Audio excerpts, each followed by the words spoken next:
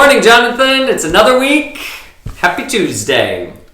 Cold Morning Tuesday. has broken. We're your consecrated hosts. I'm Father Jeff, consecrated by holy orders. I'm Jonathan, consecrated by baptism. Excellent. I forgot to put water in You this have cup. nothing to drink, and you don't drink coffee. No. Do you drink that cold brew stuff anymore? I've never drank it. It was Genevieve. And yes, she does. And yes, she does. Do you still make it for her? We took a break and we're buying cold brew. I see. So like concentrate. And then now we're making it again. Wow, that sounds even worse. It's a labor of love. So do you do any like hot beverages? Like tea or, I don't know, hot chocolate? Occasionally hot chocolate. Hot toddies? No. Hot buttered rum? No. Ooh, mulled wine every now and then. Every now and then. For breakfast? No. No. This is no. A mulled wine that's like a holiday, a nice little holiday thing. Every Christmas time, you put some of those nice little spices and orange peels and all that stuff. Put it in the on the stovetop or in the crock pot or whatnot, and just kind of have that going there. Christmas in a glass was the first way it was described to me. Christmas in a glass. Yeah, there's something about that. It's just a nice, warm, spicy flavor. It's delicious. But I just have regular black coffee here. Yeah, I don't. No mulled wine. Not a lot of hot drinks, no. Yeah, I started drinking coffee when I was in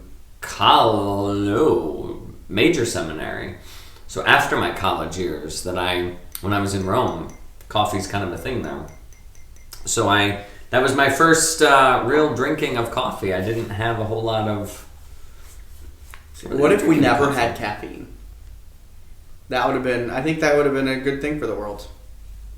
Really? Are you anti-caffeine? No, I drink Red Bull. So I know. I can't be anti-caffeine. I just think... You go through your phases of that, too. Mm-hmm. I'm getting ready to get off of that phase again. Now that we're moved in, we're finally getting settled. You no longer need the artificial stimulation there to keep you going? See, that's the thing is... You find yourself kind of... Oh, I've never been jittery because of caffeine. Except one time. And I drank one that said it had a warning that only drink half the bottle. It's called a red line. And I don't know if they changed it. And I went out running about 3-4 hours after I drank it. I was like, I'll be fine. And I just started my little jog to warm up. And your heart started... Oh, my heart was beating out of my chest. And I said, that's enough of that. I turned around and walked back to my car. We're not going to be doing this today. This is not the day I want to die. So yeah, no, I don't like the idea of being dependent on anything other than Jesus. Right. I guess I don't notice like when I don't have coffee if I'm more sluggish or tired or whatever. It's just kind of the thing. I like having that hot beverage in the morning, hold it in the cup. Yeah, I could drink coffee all morning, and then that's it. don't want any coffee, or maybe an iced tea for lunch, and then I don't really do any more caffeine the rest of the day, unless it's in the form of chocolate. I like caffeine in chocolate. Maybe I just like the chocolate. Does chocolate have much caffeine? I don't know if it has much. It's got some, I think. Don't quote me on that, but I'm pretty sure it does. Yeah, I think we as humans, and especially me, dependent on caffeine and sugar. To keep you going? Yeah. Maybe a good night's sleep would help. You know what? A good night's sleep happens, but still, I think when you're so dependent, you have to break away from those things for a while. Detox. You do have to detox, and you do have to have a good rhythm. If your life isn't, if you don't have good rhythm, and that's like anything. Mm-hmm. Spiritual life, emotional life, intellectual life, physical life, whatever. A good rhythm, I think, really helps keep you in balance. And actually staying active. Yeah, so I feel like when I'm just watching TV and not doing much, I get a little more tired. Sitting on your bum, doing nothing. But then when it's go, go, go, I can go, and then when I sit down for 1 second, then I crash. That's okay. I don't think it is.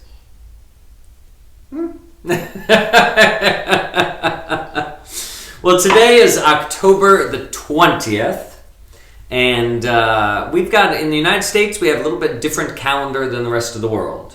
So yesterday, the Monday the 19th, was the feast of Saint Isaac Jogues, Jean de Brebeuf, and companions. I don't know if I'm pronouncing that right. It's Brebeuf. Brebeuf. The North American Martyrs.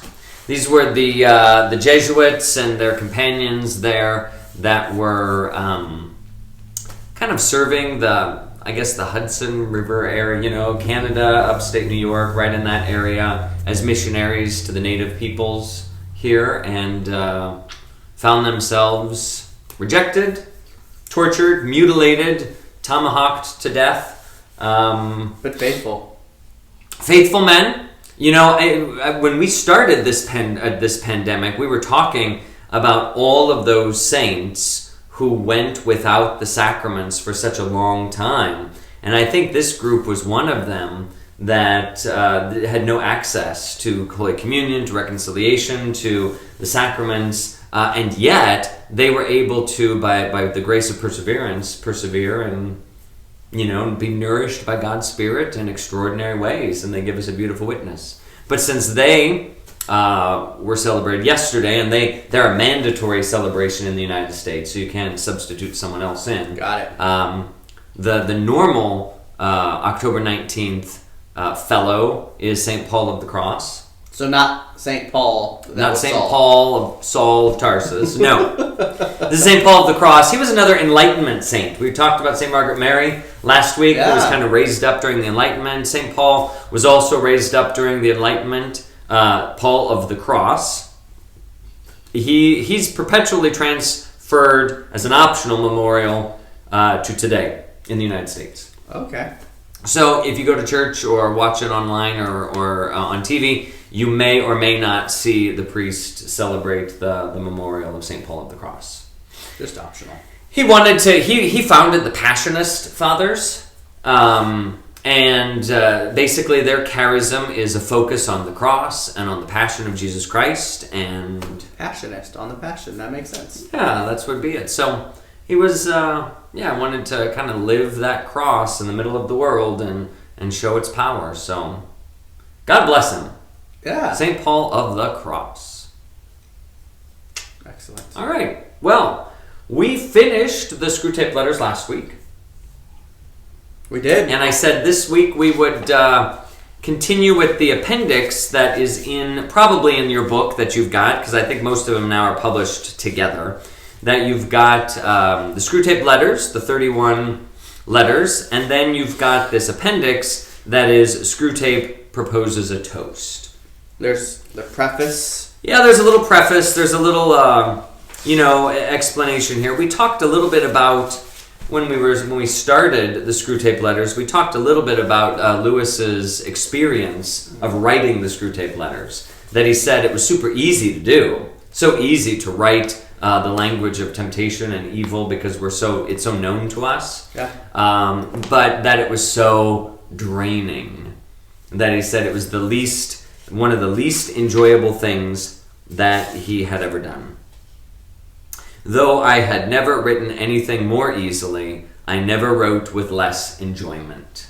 That it just starts to, it's a dry desert kind of grating on you. He talks somewhere about it experience. losing, he had to strip away all beauty, all goodness, just... You got to kind of put yourself in that dark shadow world or whatever. And he said, he talked about me, so he never wanted to do another series of letters. He mused with the idea of writing the story of a guardian angel and an archangel, and he realized that he would never be able to use such beautiful heavenly language, and because it's not just the words, it's not just the sentences, but it's the mode at which those things are communicated. And he just didn't feel that he could communicate heaven in such poor human language. Now, how do you do that? I wrote my little note on the side that how we say something is almost important as what we actually say. Very and true. I would always tell my students this, that sometimes it's even more important. And this may sound like heresy, but sometimes how you say something is more important than what you say.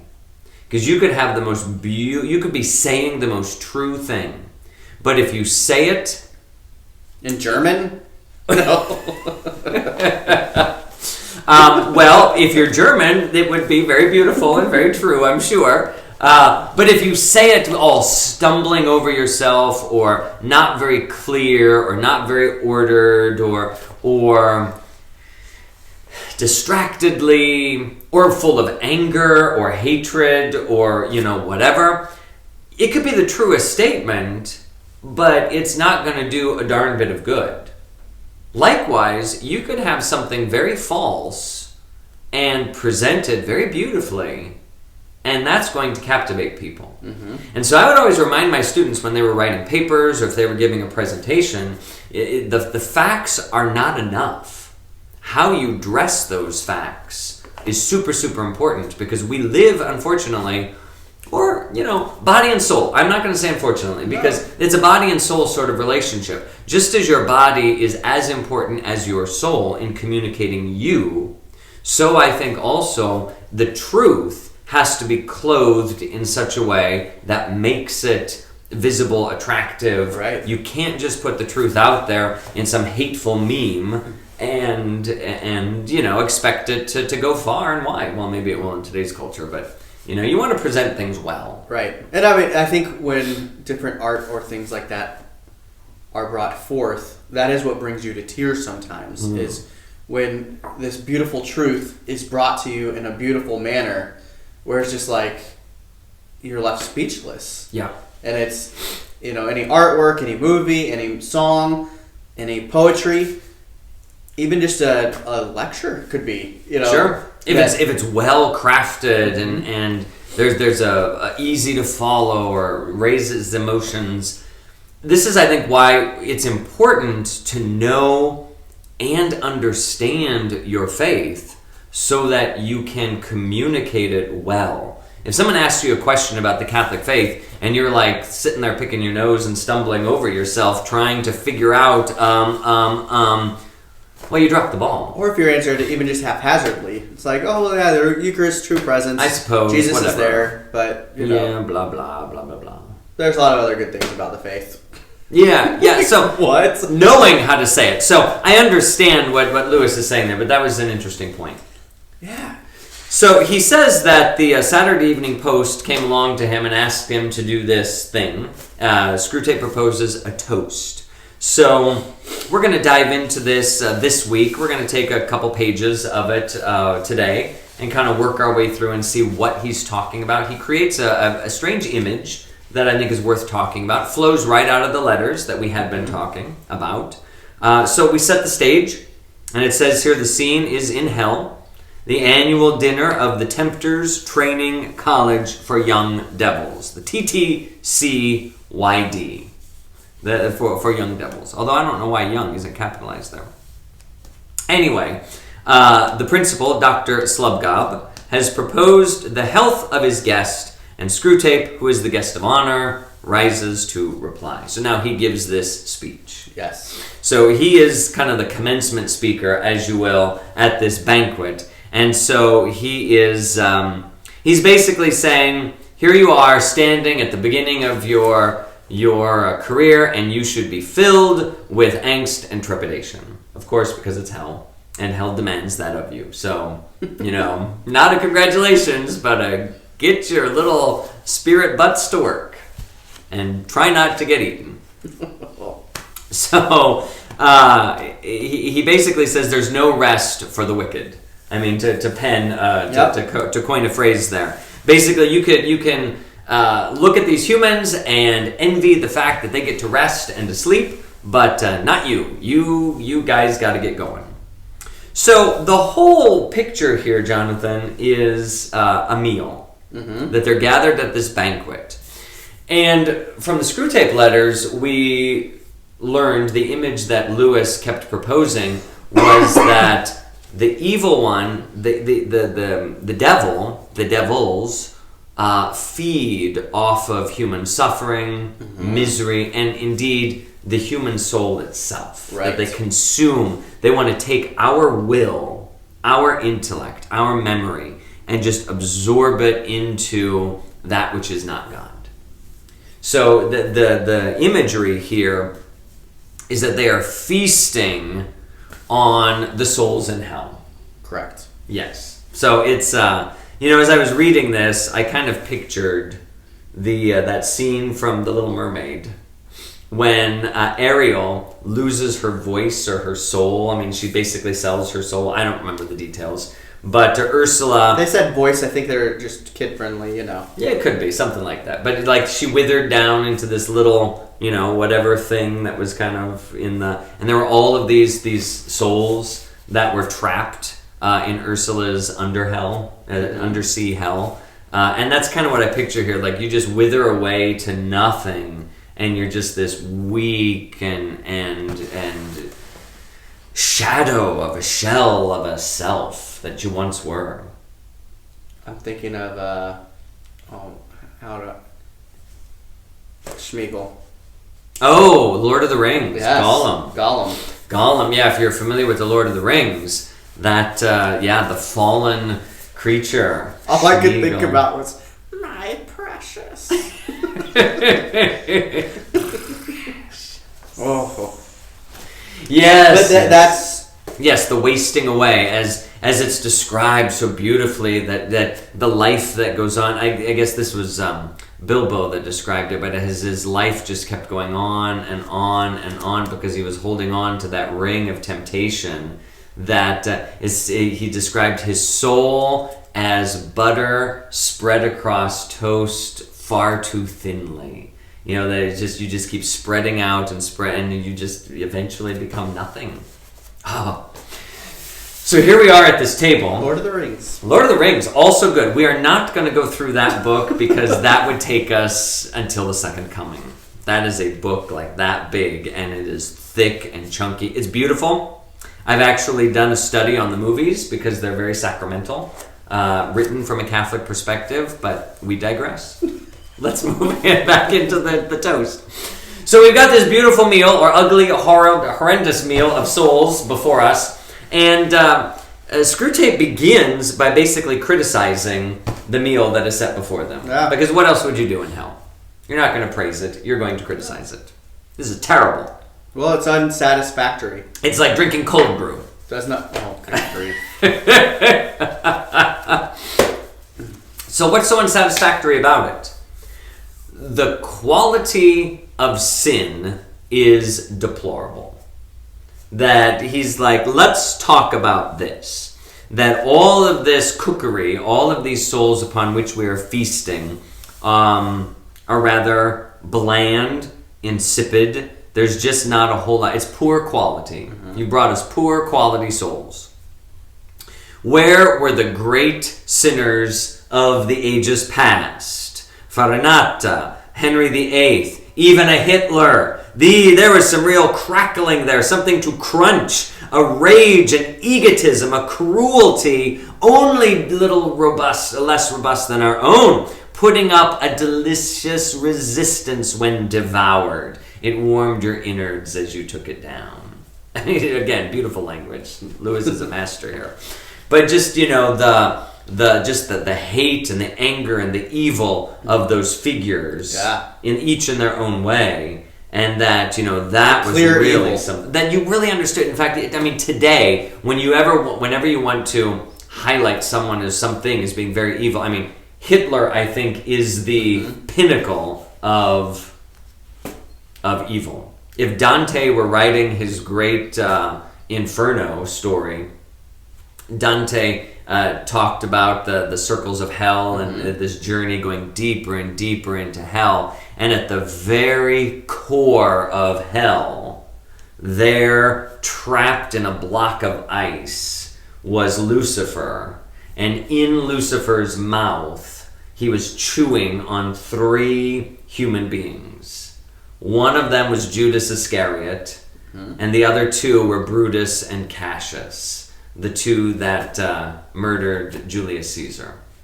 So I think today, if Dante were writing that, you would find Hitler in the mouth of Lucifer, down in the lowest, most evil circle of hell. that there is nothing worse than that kind of wickedness, betrayal of a people. Yeah. So, oh my goodness. So he's really pulling out these folks that are considered quite evil. Interestingly enough, Jonathan, I would like to point out that he highlights Henry VIII as one of these truly, truly wicked. And, his sexploitation and his murder of his wives and his total use of them and lusting after power and gluttony. And, he really was excess in so many of the deadly sins. He was also the founder of the Anglican Church, to which Lewis belonged. So, it's a very odd, probably one of the most evil men that Lewis could think of was the founder of the very church to which Lewis belonged. I was wondering where you were headed with that. I was like, where's the redemption in this? But there is but Lewis was more Catholic than Anglican. And, as he will often say, he didn't ever want to really get into the history, the politics, the church stuff. He always maintained the faith in which he was raised and was less concerned about the structural point of it, more concerned with his relationship with Christ, with God, with being saved. That all of these weak men who are ministers in the church really cannot get in the way of his relationship with Christ. And so in that, he had a deep, deep faith. And we would call it a Catholic faith, I think. And it's really not about the minister, it's about who the minister is bringing to you. Which we could probably take a little bit of that as well for ourselves. It's not me. Jonathan, it's not me. Father Jeff's just a pawn. A pawn. Not a pawn. We hope to bring Jesus to you. You are imperfect. Well, as Mother Teresa said, I'm just a pencil in the hand of God. Pencil in the hand of God. A simple little instrument, hopefully, that is communicating in some poor, scrawling way the delightful and beautiful things that God wants you to know and experience. That's what we all should try. We really should. So here he is. We're left with all of these lukewarm stuff. And so he says, what do we get? We get some silly little municipal authority who, really wasn't that sinful. He was a tycoon, but he wasn't the little man, but he had all these petty little private things and blah, blah, blah, blah, blah. The sins were little. They eventually brought him here, but not that exciting. Then we have the lukewarm casserole of adulterers. Lukewarm casserole of adulterers. What a beautiful, beautiful image that is. And I guess people always think that, oh my gosh, that's the worst sin you could commit other than murder. It's murder and adultery are the two big ones that people think of when they think of mortal sin. But here he's like, adultery. It's like these people basically just kind of fell into it. They didn't really choose it. Yeah, he says, could you find in it any trace of fully inflamed, defiant, rebellious, insatiable lust? I couldn't. Undersexed morons who blundered or trickled into the wrong beds as an automatic response to sexy advertisements. So it's like, they're just kind of in a haze and, fell into going through the motions. Oops, I tripped and sinning through the motions. Sinning through the motions, yeah. So there isn't a total giving of the will. It's more of kind of an automatic response. That doesn't make it any better. We're not saying that... They still ended up in hell. Yeah, the demons want a worse hell. And then he talks about, those who are trying to overthrow the political structure and, blah, blah, blah, blah, blah. Meh. It's all meh. He wants more. He wants something better.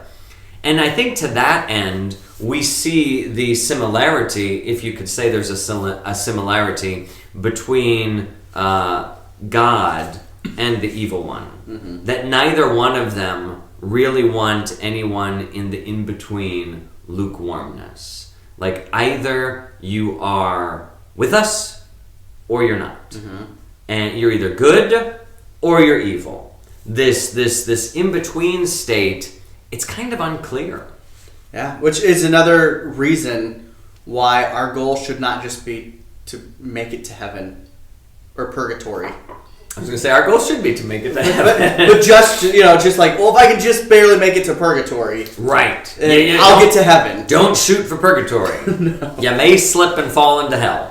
Shoot for heaven, and if you slip and fall, you might land in purgatory. That's the goal. Shoot for heaven. Yes. Yeah. What's that other platitude? If you shoot for the moon, at least if you fail, you'll fall among the stars, or something like that. Aw, special. Which is kind of wrong. You should shoot for the stars. You might fall on the moon because the moon's closer, but, Those stars are a long, long ways away. Many light years away. All right, so he does, however, talk about the quantity. Yes. The quality may be putrid, but the quantity is, we've never had more in abundance. Like the 20th century has brought such great sin in the terms of the quantity, the amount of it. It may not be amazing sin, so to speak, but it is, there's a lot of it. So the way he describes, and this is where I kind of got the image of Ursula's undersea adventure. Yes. We are tempted to say that such souls, those that have fallen, or such residual puddles of what once was a soul, are hardly worth damning. That there is such a weakness in this will, in this intellect, in this memory, that it's hardly worth it. And yet, the enemy, for whatever perverse reason, God, remember, thought them worth trying to save. That no matter how weak and lukewarm and putrid we are in terms of our virtue or our evil, God wants to save us. Yes, I mean, still wants us. The value of a soul. So remember, let's think about this for a second, Jonathan. Remember, the evil one never sees things totally clearly. Mm-hmm. So, and he always has a skewed vision of everything. So even the souls that he's describing, he says, they're not that bad. Well, maybe they were. After all, they're in hell, as you said. And so even these souls that have fallen from God were valuable in order that Christ would want to save them. And they refused that. So they clearly had an act of the will. It may not have been a news-making story that got them into hell. But we don't go to hell just for murdering someone or just for committing adultery. And I think a lot of people have that in their minds, that sometimes, the only grave sins out there are the 5th and 6th commandments, and that's it. I'm good to go. I've only lied and stolen and cheated and not prayed and not participated in the life of the church, and not none of them are really that been charitable. But hey, I'm doing pretty good. I'm going to go to heaven. Really? Is that how it works? Not sure about that. So the difficulty here is that this is how he describes the people of the age. Here were vermin, these human creatures, so muddled in mind, so passively responsive to the environment, that it's very hard to raise them to that level of clarity and deliberateness, yes, at which mortal sin becomes possible. To raise them just enough, but not that fatal millimeter too much where they then see that they are sinning. If they recognize it, then it's all bets are off. Yeah. But we want them to commit mortal sins so that they're surely going to be in hell, but we don't want them to recognize that they've really turned from God.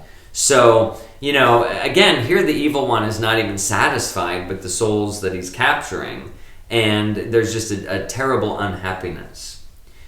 But if we think about why Lewis is writing this, let's flip it around and try to think about this from God's perspective. God does not want to lose us. And unless our minds are clear, and unless they are responsive to the environment, not passively, but actively, we are not going to find ourselves necessarily saved. Right. That in order to get into hell, just kind of move through the fog and just like, oh, wherever the world moves me, I'll just move with it. What as Christians, what we're called to do is to think with a clear mind, to use your reason, to use your intellect, to make clear choices, to actively choose for or against something, and to live that clarity so that you always have the vision of heaven before you. You can't passively have reconciliation. That's not how it works. Right. I can't accidentally be forgiven. I don't accidentally get saved. Oops, I fell into heaven. Well, good thing, I accidentally landed there. No, there's a participation that God does not forcibly save you. Mm-hmm. He doesn't say, Jonathan, get over here, I want to save you. I mean, he says, Jonathan, get over here, I want to save you. But he doesn't grab you and yank you into heaven. He wants you to participate in that. He made you like himself. Choose something for goodness sakes. Or I suppose God would say, choose something for my sake, for God's sake. Oh, goodness. Oh, goodness. Oh, goodness. O-M me. Oh, Father Jeff. Oh, yeah, O-M-G. But God would say, O-M me. That's kind of funny. Anywho. So usually it's me telling those types of bad jokes. Usually it is. So he talks about that these creatures, this is kind of what we were speaking about before, the lukewarmness. Mm-hmm. That either they choose heaven or the hell, but so many of them fail to make the grade and they sink into this more or less contented subhumanity forever that he describes as limbo. Kind of that bland in-betweenness where heaven doesn't want you and hell doesn't want you. That it's just this almost this eternal becoming less and less like God. And I suppose that's hell.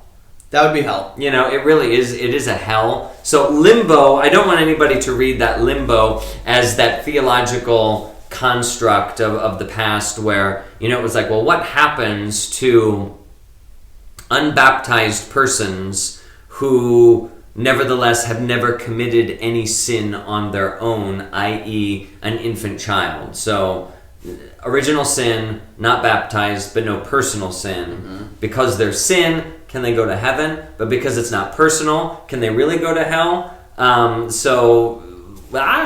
And limbo just kind of became the state of we don't know. Mm-hmm. And so not knowing is a state of limbo.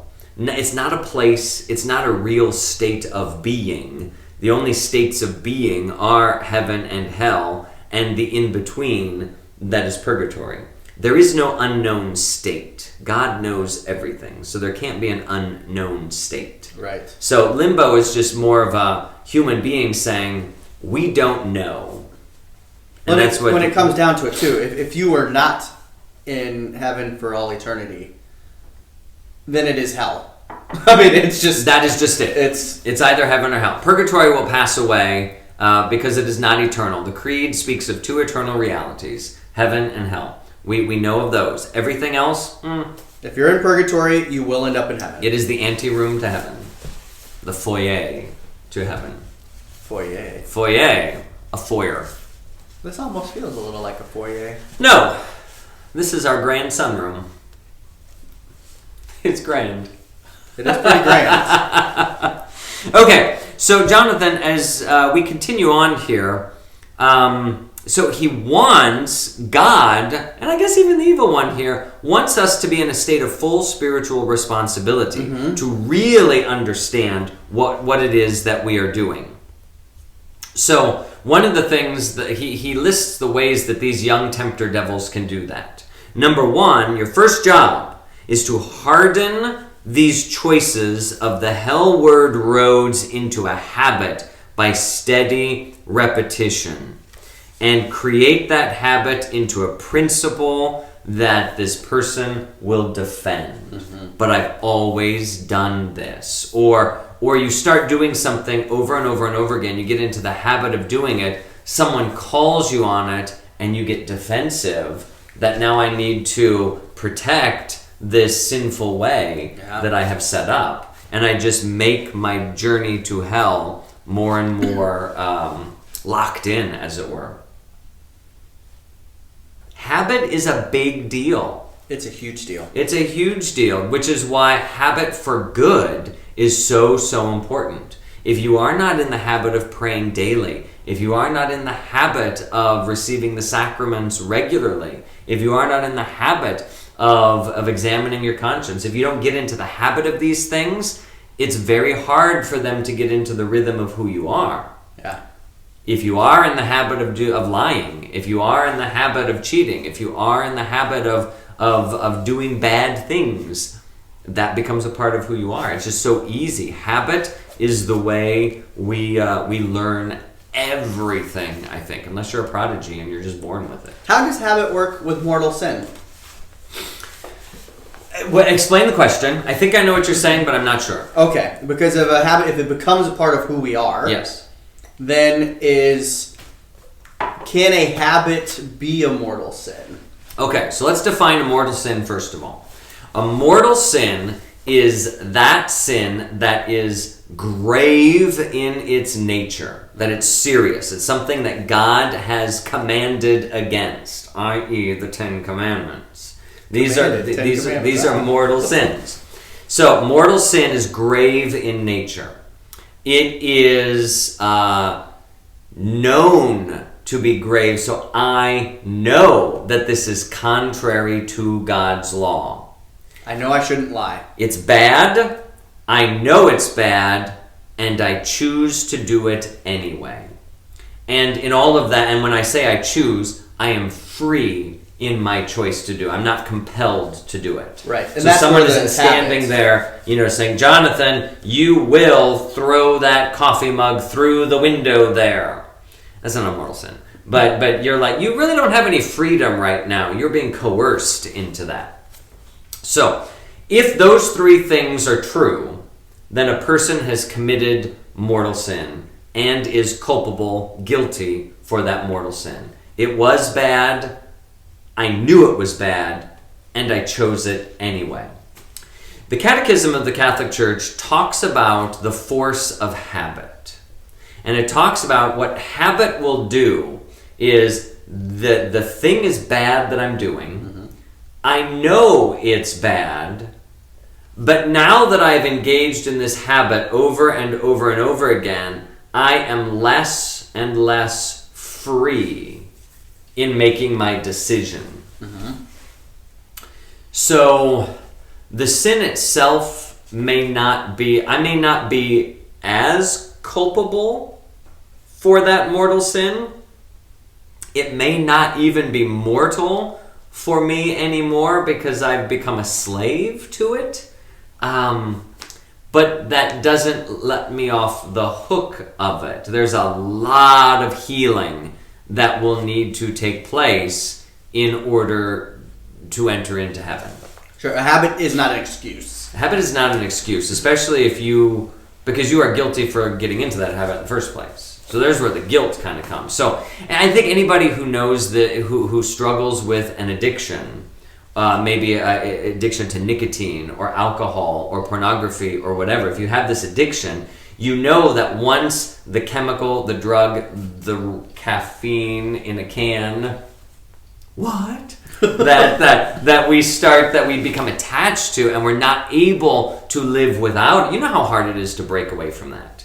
Those first several days are living hell. Yeah, it's painful. Mm-hmm. Get headaches, tired. Yeah, all those things. Talking about caffeine here. Giving up your crack cocaine habit there, Jonathan. Yeah, we know. No. So that's a good question about the mortality there. So what we want is, what happens then if we get this habit built up, there comes to exist at the center of the creature a hard, tight, settled core of resolution to just keep on doing what it was going to do without changing it, without altering it. At some point it just becomes easier to keep going and not change. Which is why the Lord always speaks to us, repent, believe in the good news, let go of those old ways, repent, and be saved. Right. And I think so many times we focus on those bad habits that we have, where it works the same way with good habits. Yeah. Take a look at what good things are going on and what you're doing. Plan them. Do them. Because those good habits, you can be just as resolute. And although the good habits generally tend to take a little bit more work, whether it's working out or doing whatever, once you miss a day, you know that you are lacking something. Right. Whether it's prayer, whatever it is. And so then you have that desire to get back because you've built that habit up and you know and you can recognize the deficiency when you don't have it. This is why rhythm is so important in the spiritual life. So build that rhythm, choose to do good, and that helps that momentum helps carry you across the waves of the world. I can toast to that. All right, we'll continue with Screwtape proposing his toast tomorrow. You guys have a delightful day. Adios.